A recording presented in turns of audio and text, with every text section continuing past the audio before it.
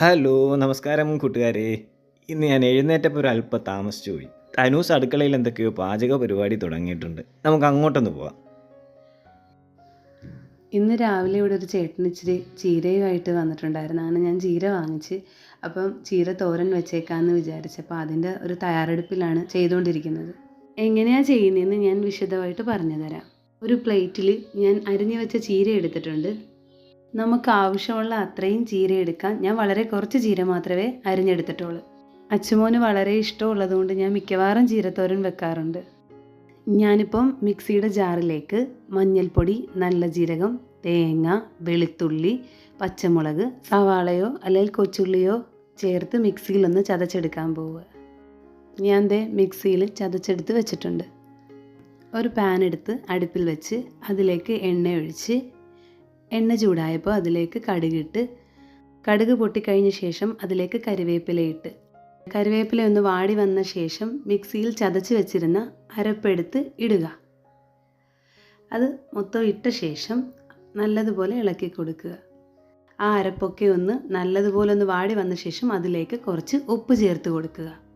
ഉപ്പും അരപ്പും എല്ലാം കൂടെ നല്ലതുപോലെ യോജിക്കുന്ന രീതിയിൽ നല്ലതുപോലെ ഇളക്കി കൊടുത്ത ശേഷം അതിലേക്ക് നമുക്ക് ചീര ഇട്ട് കൊടുക്കാം.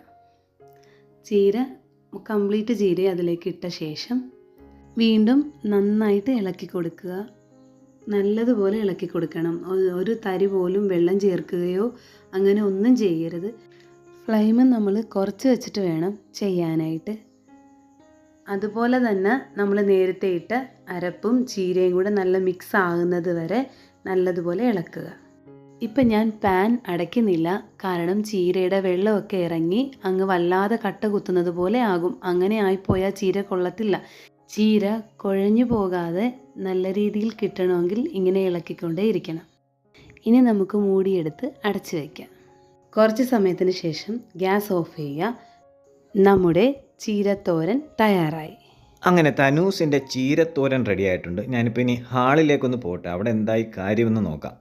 ഓ, ഇവിടെ ചേട്ടനും അനിയനും കൂടെ ഭയങ്കര സ്നേഹപ്രകടനമാണ്.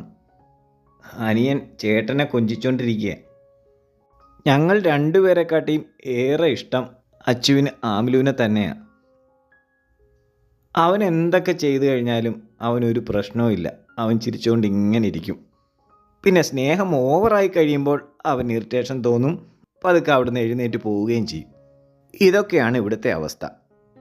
വൈകുന്നേരമായപ്പോൾ എൻ്റെ ഒരു ഫ്രണ്ട് ഷിബു ആൻ്റണിയും ഫാമിലിയും അച്ചുക്കുട്ടനെ കാണാനും ക്രിസ്മസ് സമ്മാനം നൽകാനുമായിട്ട് വീട്ടിലെത്തിയിരുന്നു.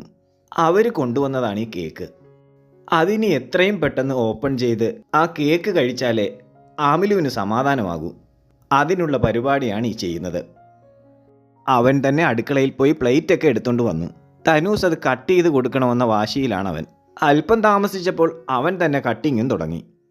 പിന്നെ തനൂസ് വാങ്ങി അതെല്ലാം കട്ട് ചെയ്ത് അവൻ ആവശ്യമുള്ള കേക്കും കൊടുത്ത് നമ്മുടെ തൊട്ടയലത്തുള്ളവർക്കും കൂടി അത് പങ്കുവെച്ചു. ആമിലുവിൻ്റെ കേക്കിന് ചെറിയ ചെറിയ പീസാക്കി കട്ട് ചെയ്ത് കൊടുക്കണം. അതും വാങ്ങി നേരെ സോഫയിലേക്ക് പോയി. അതിൽ നിന്നും അല്പം എടുത്ത് അച്ചൂസിൻ്റെ വായിലും വെച്ചു കൊടുത്തു. ചിലപ്പോൾ ഇനി രാത്രിയിലത്തെ ഭക്ഷണം ഈ കേക്കായിരിക്കും. അപ്പോൾ ഇന്നത്തെ വീഡിയോ തൽക്കാലം ഇവിടെ നിർത്തുകയാണ്. എല്ലാവർക്കും നല്ലൊരു ദിനം ആശംസിക്കുന്നു. നമ്മുടെ വീഡിയോസും ചാനലും എല്ലാവരും കാണുകയും ലൈക്കും ഷെയറും ഒക്കെ നൽകുകയും വേണം.